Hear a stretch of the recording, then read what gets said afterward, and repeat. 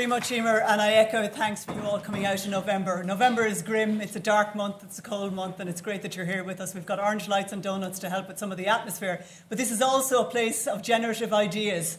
And one of the things I want to start talking about is about how arts and humanities are about the subjects that you love, and they're about the subjects that you love because of the ideas that they generate, because of the worlds they create, the stories they tell, and the places that they can take us. And those places will be dealt with by Michelle later on, but also just in terms of the imaginative places that we go to, the constructive places we go to, and the critical, political, cultural and social places that arts and humanities can take us.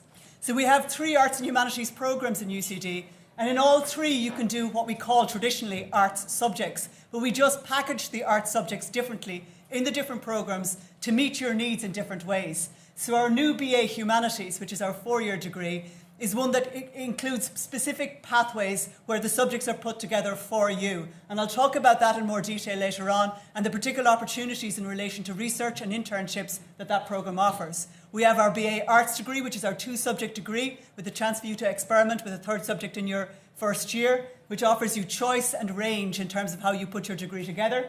And we have our BA in International Modern Languages, which focuses on those people who want to become experts in particular in language and multicultural environments. So I'll talk about all 3, but I just wanted to show you, first of all, the grid that I love so much. The grid I love so much that the people I work with gave it to me in a mug for Christmas. Glad they did. And my eyesight's ruined from looking at it on the mug. But I love this because I see a huge variety of people here in this room, a huge variety of experiences, a huge variety of faces. And here on this grid, with its 25 subjects available in hundreds of combinations, I see that there's a potential for you to find yourself here. And through one of our 3 programs that we package very differently so we can suit your learning, you'll be able to find yourself, we hope, somewhere in arts and humanities in UCD. It's the only place in this country that has this range of subjects and this range of possible combinations. And I think that's worth emphasising. And we're very proud of that. We're proud of our disciplinary expertise and our expert researchers and teachers who can lead you through an amazing journey through this grid that looks just like boxes and ticks, but behind it is a lot more. And because behind it is a lot more, I'm going to start with a blank screen because, again, November, it's tough. So I thought we might all just look at a white screen for a while, and I might read you a poem. Now, I'm going to read you a poem, but I could read you any piece of text. This could be a piece of journalism, it could be a piece of government policy, it could be an advertising package, it could be a propaganda poster, it could be an image, it could be a musical score, it could be a mathematical equation.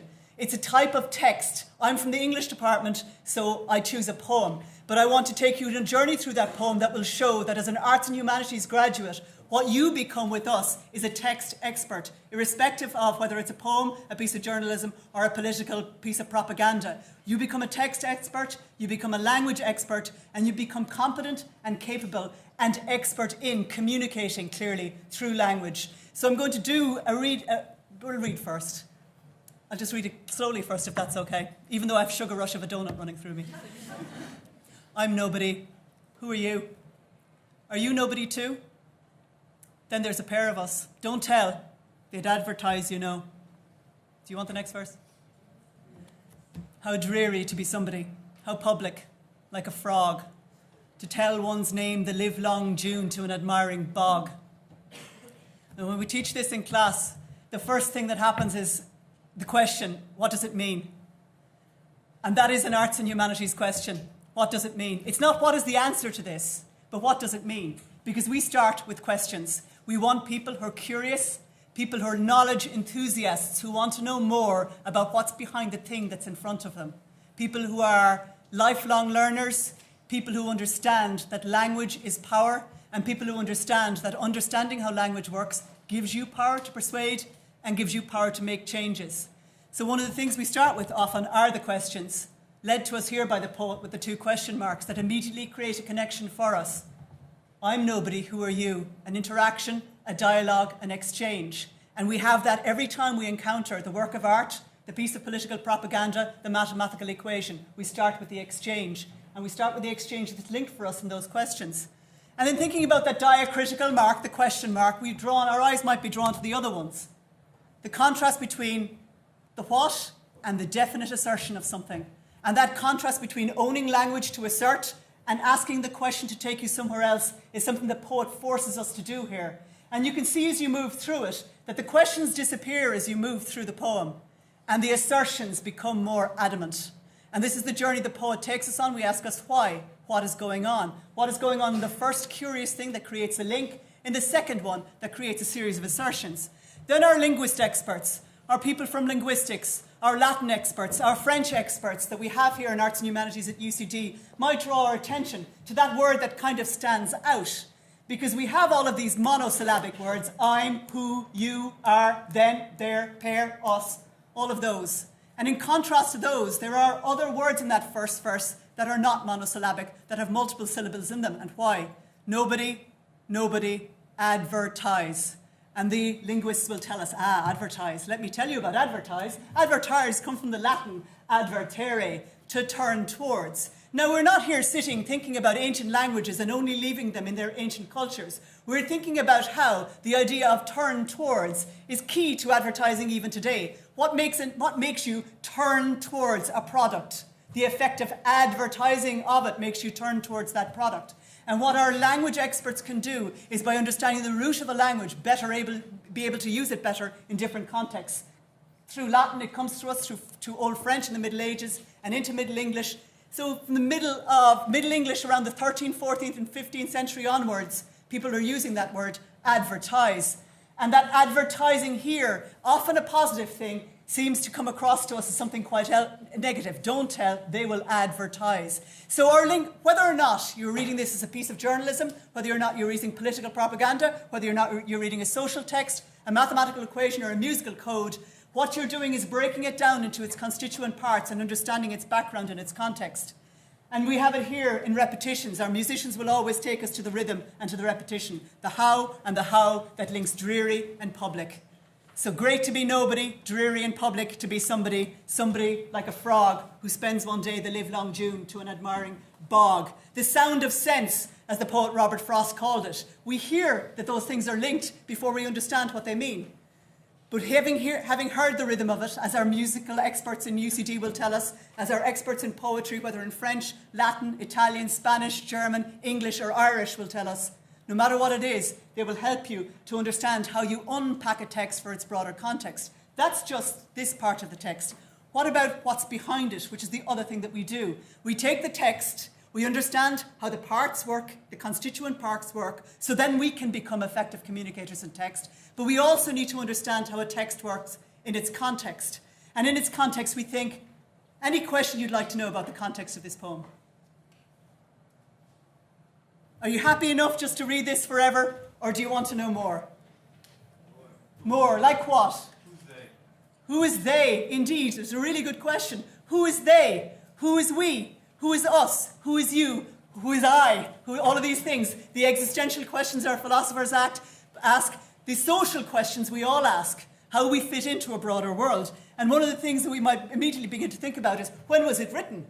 When was it written? It's a 19th century poem, which might surprise, not if you know me because I'm a 19th century person, but it might surprise normally that this is a 19th century poem. And this often shocks students because they say, but the language is so now.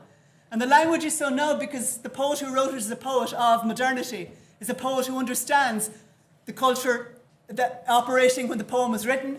And I'll tell you who she is now, just for the bigger reveal. This is the brilliant Emily Dickinson, the amazing American poet writing in the mid-19th century, born in 1830, born at the time railways were invented, born at the time the printing press just started off, born at the steam press just started off, born at the time when transport became more mobile, when paper became cheaper, when technology meant you could send newspapers all over the world very quickly. And our historians of media will say to you, you need to think about this poem in the context of its wider history. This is not just about the poem, a thing of beauty in itself. It's not just about the poem, a thing of philosophical inquiry in itself. It's not just about the poem, a thing of language fluency in itself. It's also about the poem in its broader cultural context. And arts and humanities graduates are best placed and situated to be able to understand how the various parts of our culture and society work because they understand text and context. They understand the relationship between asking the right questions and moving towards answers that are relevant and important for people. The historians will say to you, 19th century, the growth of mass media for the first time. So a fundamental reorientation on the relationship between what it was to be nobody and what it was to be somebody. a fundamental reorientation in the relationship between what it was to be a private person and how that private person could be publicised in a world that was now full of cheap paper, transferring the globe, going around the globe quicker than ever before. Our art historians will then come in and tell us also the 19th century, the invention of photography. Do you not understand this? For the first time, cheap circulation of images in the 19th century. So cheap, the circulation of images in the 19th century, that people went around with their own Facebook in their pocket, carrying it around into their various homes and halls they went to, leaving their carte de visite, first popularised in the 19th century, on their various hall tables.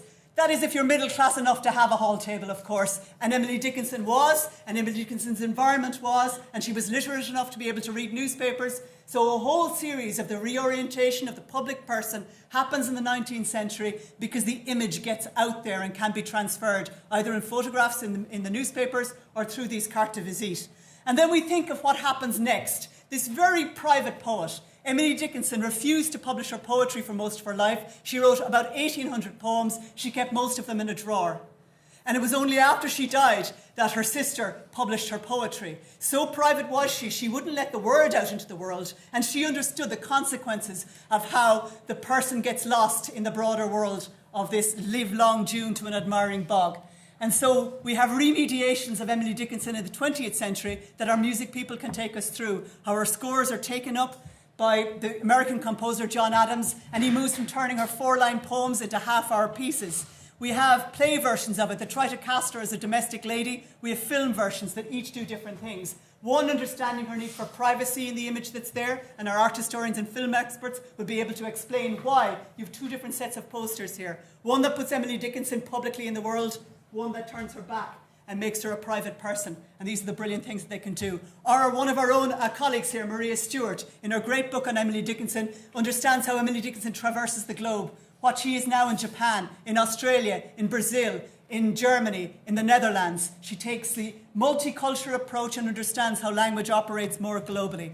Why are we saying all of this? Because this is the kind of things that arts and humanities graduates do. They understand that culture isn't isolated from the world, it is entirely in the world. They understand that what it is to be human is to mediate and use culture. They understand that people sometimes turn Emily Dickinson into a t-shirt with her crap coats on it, or a baby grow with her face on it, which would be abhorrent to her. And this is important because we're living in a world now that's interconnected in the same way. We're living in a world that's full of what we call the Internet of Things, and we are inherently embedded in this world where all parts of culture, language, text, politics and the social are all mediated by technology in the same way that Emily Dickinson could see her life was about to be mediated by technology. I have this woman in my phone who tells me how I get here and to get to various places all the time. She can't say my name, it's Fionnuala or something like that. But she's able to all the time interacting with this artificial intelligence. And our world is full of that, sending us Spotify lists that we should listen to, increasingly telling us what we should eat, increasingly telling us what we should buy.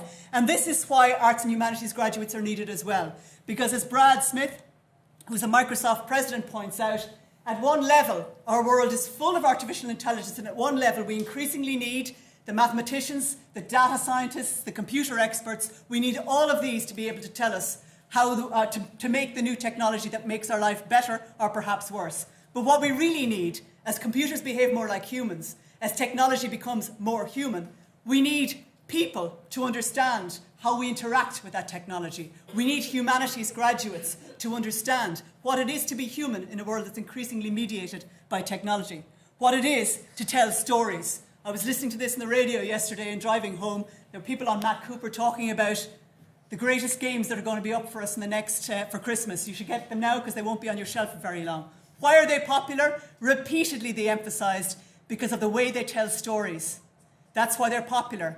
It's the way that they tell stories, it's their story arc, it's the way in which they make us understand that it's not really about technology, it's about the human interaction with that technology. And what we do in Arts and Humanities at UCD is we study the building blocks of those narratives. Language, plot, structure and symbol are not arcane things that we do only in classrooms. They're inherently linked to the world that we live in. They're inherently linked to the narratives we construct as individuals, as society, as a collective culture. And they're narratives that inherently draw out what it is to be human. Our empathy, our sense of justice, our sociability, our sense of survival, our ability to kill somebody. All of those things, what it is to be human, are understood by the stories we tell ourselves. And you become an expert in those things. And those things are things that are desirable. The top 10 skills for 2020, and our college principal Sarah Prescott is here, has spoken about this at length, that it's important to understand the relevance of these arts and humanities traits to a broader working world. Because all those things about storytelling, about layering up, about understanding context, all those things that make you an expert in musical, mathematical, graphic, dramatic, or linguistic language, all of those things that make you not have the answers to something all the time. You're not supposed to have the answers. If you did, you shouldn't be here. You don't need to be here. Not have the answers, but know the right questions to ask, and then know how to do the research to be able to answer some of those questions. That's what we'll help you with. These are the kind of skills we will train you in. And these are the kind of things that give you cognitive flexibility, judgment and decision making, emotional intelligence, creativity and critical thinking. These are the things that we get from an arts and humanities degree. So why UCD Arts and Humanities? Because I know this is what we do on a day-to-day basis, whether you're doing geography, history, Irish folklore, Irish studies, linguistics, philosophy, Latin, mathematics, English, drama, or film or music, whatever it is. We're trying to understand why our society, cultures, and nations of people are the way they are. How we explore certain ideas and beliefs and systems and institutions, how they've developed, how these can be changed, and how we, through our control of language, through our understanding of communication, through our fluency and our expertise in text and context, how we can change and shape what other people think. This is why arts and humanities graduates work well in the diplomatic service, work well as teachers, as journalists, as creative industry experts, as people who can work in arts management and heritage. This is why, because of the way in which you become a person who can change and shape things. And crucially, and I hope you get this, I love what I do. I love reading poems. I love reading the poems because of the way in which they interlink to the broader world. Study the thing you love, because if you study the thing you love, you will do it well. And you will do it well because you'll keep wanting to do it. In the same way that I'm a very mediocre singer, but I rehearse every single week because I love it, and by bit I get better. If you're already good at it, you don't really need to be here. We're here because we want to get better, and because we believe in the lifelong learning potential of continually investing in the things that we love to do because of where they can take us and how they help us understand ourselves. So study the thing you love, and you will do it well. I can't say it enough. In doing that, in studying the thing you love, you acquire these portable skills that can take you anywhere. To question accepted opinions, to think critically and analytically. This huge skill that's useful whether you're doing law or whether you're doing HR or whether you're doing journalism, to interpret multiple sources of information and to communicate with expertise and fluency. So these are the things that you get as an arts and humanities graduates. These are the places that it'll take you. Our alumni, and you've seen them out on that wall out there, they go everywhere. Because arts and humanities is not a singular vocational degree. You don't come in here as one thing and walk out as one thing. You don't come in to study engineering and walk out as an engineer. There's place for those degrees because we need bridges and we need roads. But this is not why you're here, I presume. You're here because you either want to have multiple doors open to you, or you want to make the new door. You want to make the new thing that you will walk through instead. This is why we have this broad range of alumni, from government to accountancy to the Late Late Toy Show to Facebook to Google and the IFI. All of these things are open to our arts and humanities graduates. There they are. You'll see them on the wall outside with much bigger faces on them. And you know what I'm delighted about? Every one of them was thrilled to be asked to be put up on that wall, which was fantastic as well, because they're proud of their degree that they have, whether it's in philosophy or English or drama or whatever it is. So that's why arts and humanities and why UCD. And now briefly, because it's already in the handbook that you have in front of you, I'll talk you through the three courses just to show you how they do different things. And this will be brief because the detail is in the book there for you. So our arts and humanities courses, our BA Humanities is our new degree. That's the one with 11 pathways. And at CAO level, you pick one pathway to follow the thing that you love doing.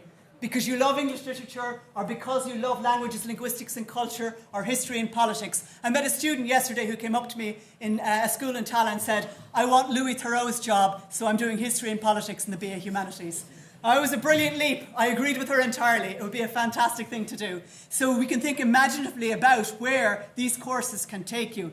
The huge advantage of the BA Humanities is you have 4 years with us, which means more time to deepen your knowledge and your learning. But also, it's a hugely innovative degree because we offer you an internship in your third year, should you wish it, to apply for one. An internship across the industries that can take you to those jobs you might be interested in doing or not interested in doing.